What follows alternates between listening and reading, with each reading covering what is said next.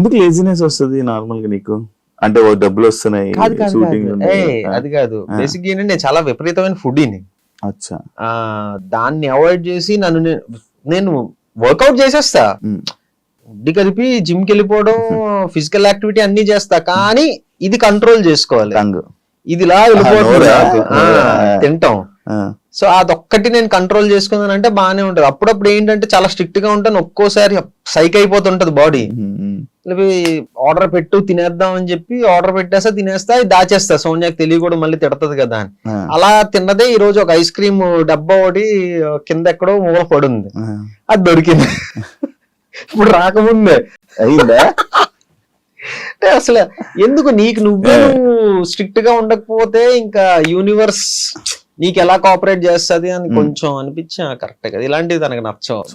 సోనియా విషయంలో నీకు నచ్చింది ఏంటి? సోనియాలో లేదు, సోనియా అంటే నేను ఏదో బిస్కెట్ వేయట్లేదు, ఏమి వేయట్లేదు, తను 100% పర్ఫెక్ట్. అది తన విషయంలో నాకు నచ్చింది అంటూ ఏమీ లేదు, అంతా పర్ఫెక్ట్ ఉంటది. ఒకటే ఏంటంటే ఈ మధ్య తనకు కూడా బద్ధకం వస్తుంది. ఇంతకు ముందు మార్నింగ్ 6 o'clock లేచి జిమ్కి వెళ్ళిపోయే వాళ్ళం, ఇప్పుడు తను కూడా 9:30, 10 అవుతుంది లేచేటప్పటికి. సో అదొకటి ఎందుకు తను నెగ్లెక్ట్ చేస్తుందని అనిపిస్తుంది అంతే. అదేముంది, ఒక 2 రోజులు అలవాటు అయితే వచ్చేస్తుంది మళ్ళీ. ఎందుకు సోనియా అలా చేస్తుంది? ఓకే ఏం లేదు, అలారం పెట్టుకుంటాను రేపు.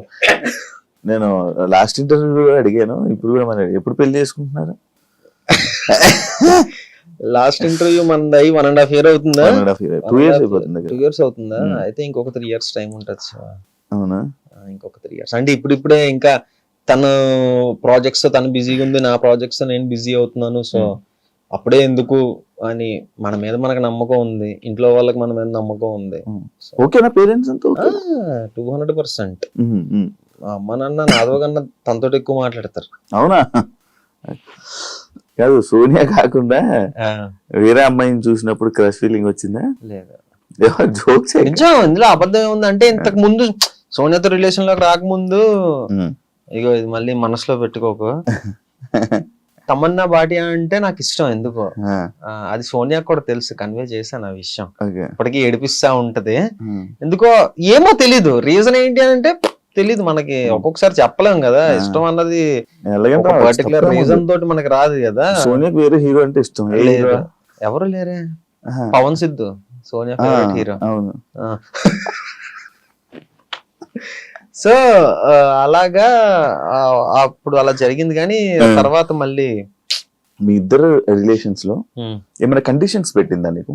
యాక్చువల్లీ నేను ఇవన్నీ లాస్ట్ టైం మిస్ అయిపోయింది, ఇప్పుడు అడిగేస్తాను. మంచిగా కండిషన్స్ అంటే ఇది చెయ్యొద్దు అది చెయ్యొద్దు అని కండిషన్స్ లేదు, కానీ ఒక కండిషన్ మాకు మేము పెట్టుకున్నాం. ఏంటి అని అంటే, ఇప్పుడు ప్రతి రిలేషన్ లోనే గొడవలు అవుతాయి, గొడవలు అవ్వని రిలేషనే ఉండదు.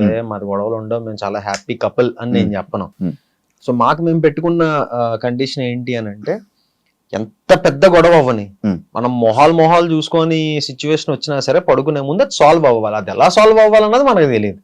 ఇద్దరు నువ్వు మాట్లాడు లేదా నేను మాట్లాడతా, ఇది చేద్దాం అది చేద్దాం, బట్ పడుకునే ముందు అయితే ఎంత పెద్ద గొడవ అయినా సాల్వ్ అయిపోవాలి, ప్రశాంతంగా పడుకోవాలి. ఇది మాకు మేము పెట్టుకున్న కండిషన్ అన్నమాట.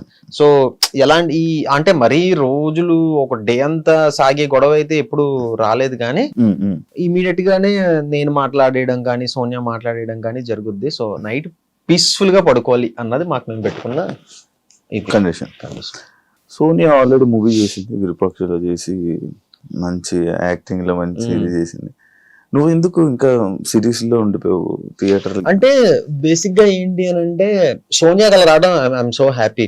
ప్రతి ఒక్కరికి ఒక టైం అనేది ఉంటుంది. అంటే తనకి లక్కీగా విరూపాక్ష తోటి అది వచ్చింది అనమాట. ఏమో మేబీ నాకు ఆ టైం ఎప్పుడుందో ఏంటో తెలియదు కదా, ఏదో వస్తే ఏదో చేసేయటం అన్నది వేరు. ఇప్పుడు చేస్తే అలాంటి రికగ్నైజేషన్ వచ్చిన రోల్ చెయ్యాలి అన్నది నేను పెట్టుకున్నా. ఏదో చాలా వచ్చాయి, బోల్డ్ వచ్చాయి. అసలు నాకు అవన్నీ కూడా ఏంటి అని అంటే, నా కెరీర్ కి ఎంతవరకు హెల్ప్ అవుతుంది అన్నది నేను ఆలోచించుకోవాలి కదా.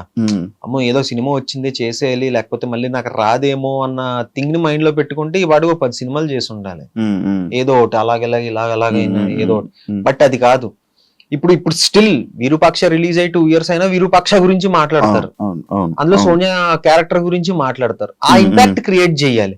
ఒకటి మనం చేసాము అని అంటే ప్రెసెంట్ ఓటీటీ స్పేస్ లో బానే ఉంది. ఓటీటీ స్పేస్ లో ఇంకొక 2-3 ప్రాజెక్ట్స్ ఉన్నాయి దేవుడి దయ వల్ల. సో ఈ స్పేస్ లో కొంచెం బిజీగానే ఉన్నాం కదా. ఓకే, చూద్దాం మరి నెక్స్ట్ మనకి ఇంకా టైం ఉందంట. అంటే చాలా మంది ఏదో అంటే ఈ మధ్యకాలం ఏదైనా మిస్ అయిన సినిమా ఉందా ఫస్ట్?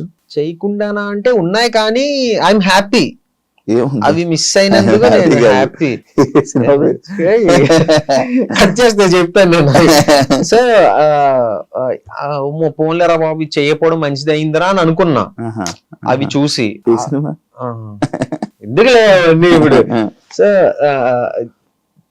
ఇంపాక్ట్ పడే క్యారెక్టర్ చెయ్యాలి, మొదలు పెడితే అలా వెళ్దాం అన్నదే మెయిన్ ఇది పెట్టుకున్నాను అనమాట. ఏదో ఆవేశంలో చేసేయటం ఇది అన్నది కాకుండా ఒక ప్రాపర్.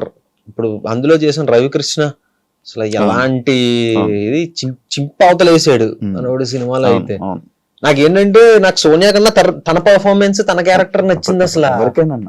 అసలు లాస్ట్ 10 minutes అయితే నేను సినిమా చూసిన తర్వాత కూడా పర్సనల్ గా తనకు ఫోన్ చేసి, అంటే ఫస్ట్ షూట్ అవుతున్నప్పుడు ఆ క్యారెక్టర్ వేరే వాళ్ళు చెయ్యాలి, రవికృష్ణ చేసిన క్యారెక్టర్ వేరే వాళ్ళు చెయ్యాలి.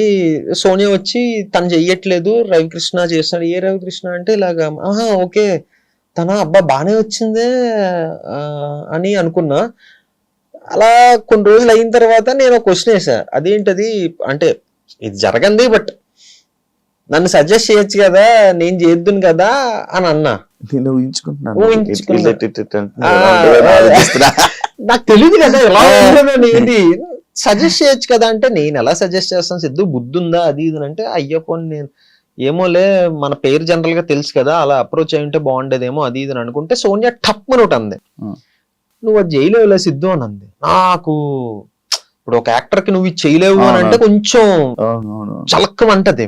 అలాంటిది మన లైఫ్ పార్ట్నర్ అలా అన్నదంటే నేను కొంచెం తీసుకోలేకపోయా. అలా ఎలా అంటావమ్మా అంటే, లేదు నేను ఇలా అన్నందుకు ఒక రీజన్ ఉంటది, సినిమా రిలీజ్ అయిన తర్వాత నువ్వు చూసి చెప్పు అని అన్నది. ఓహో ఓకేలే అంత ఏముంటదో చూద్దాంలే అని అనుకొని ఫస్ట్ డే సేమ్ మూవీ వాళ్ళతో పాటు నేను వెళ్ళా. చూసిన తర్వాత సోనియా చెప్పింది నిజమే అనిపించింది. చింపేశాడు అతను. నేను పర్సనల్ గా సోనియా దగ్గర అతని నెంబర్ తీసుకొని ఫోన్ చేసి 1 గంట మాట్లాడా. బ్రో నేను సోనియాని ఇలాగ అడిగాను, బట్ నువ్వు తప్పితే వేరే వాళ్ళు ఎవరు అలా చేసి ఉండరేమో అని నాకు అనిపించింది, చాలా బాగా చేసావు బ్రో అని చెప్పి అన్నా. సో ఆ ఇంపాక్ట్ పడాలి, అలా నాకు ఎవరో ఒకరు ఫోన్ చేయాలి, అరే నువ్వు తప్పితే ఈ రోల్ వేరే వాళ్ళు చేయలేడేమోరా అన్నట్టు నాకు చెప్పాలి. అది నేను పెట్టుకున్న అలాంటి సిచ్యువేషన్స్ కోసం వెయిట్ చేస్తున్నా. ఇందాక అన్నావు కదా ఏజ్ నాకు ఇంకా టైం ఉంది అని. ఎంత టైం ఉంది అంటున్నావు? చాలా మంది ఏదో ఒక ఇందులో వెళ్తున్నారు, చాలా స్కోప్ పెరిగింది కదా ఇప్పుడు.